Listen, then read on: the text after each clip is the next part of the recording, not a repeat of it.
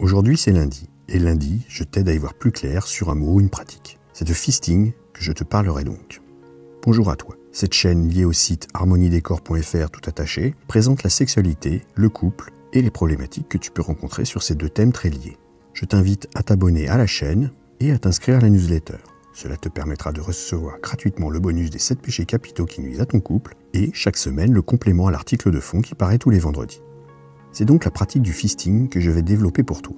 Ce terme anglo-saxon dont la racine est fist, qui signifie poing, désigne une pratique visant à insérer sa main ou son poing dans un des orifices de ton ou ta partenaire. C'est donc une pratique extrême de par les volumes qui entrent en jeu par rapport aux cavités naturelles disponibles. L'acte en lui-même doit se pratiquer lorsque les deux partenaires sont consentants bien évidemment d'une manière douce et progressive. Que l'introduction soit tentée dans le vagin ou dans l'anus, il est nécessaire d'y aller petit à petit. Il faut aussi utiliser du lubrifiant car les tensions sont extrêmes et risquent très vite de provoquer des douleurs en cas de dilatation insuffisante. Il faut donc commencer doucement par un doigt, puis deux, et ainsi de suite. Il est également très important de s'assurer que tout va bien du côté de la personne pénétrée en définissant dès le début que le mot stop, par exemple, mettra fin immédiatement et sans discussion à la tentative. La douleur peut s'avérer insupportable. Malgré ce que l'on peut croire, l'anus est souvent plus facilement extensible que le vagin. Côté risque, il y en a, puisque l'on peut assister en cas de pénétration en force par des déchirements, que ce soit au niveau de l'entrée du vagin comme de l'anus. Ensuite, il est préférable d'éviter les bagues et les ongles longs, car les parois internes des deux orifices sont très fragiles.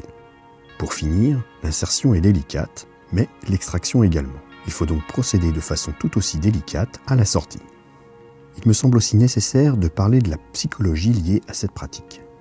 Pour le pénétrant, c'est une volonté de contrôle avec cette ressemblance au marionnettiste qui dirige de l'intérieur le pantin inanimé. Le fisting a quelque chose de cet ordre pour le manipulateur. Une volonté de posséder pleinement, de contrôler de l'intérieur son ou sa partenaire. Pour le pénétrer, c'est un don total de soi et de ses entrailles. C'est aussi accepter de percevoir des sensations hors normes, plus ou moins douloureuses suivant l'élasticité de tes orifices. Cependant, plus on pratique et plus les insertions se font facilement. Voilà. Je crois que tu sais à peu près tout sur cette pratique, qui est le fisting, une pratique plutôt extrême. Merci d'avoir écouté cette vidéo. Pour aller un peu plus loin et rejoindre le cercle des fins connaisseurs pour une sexualité épanouie, je te conseille de t'abonner à la newsletter. Tu retrouveras l'article complet, il te donnera plus de conseils et des astuces.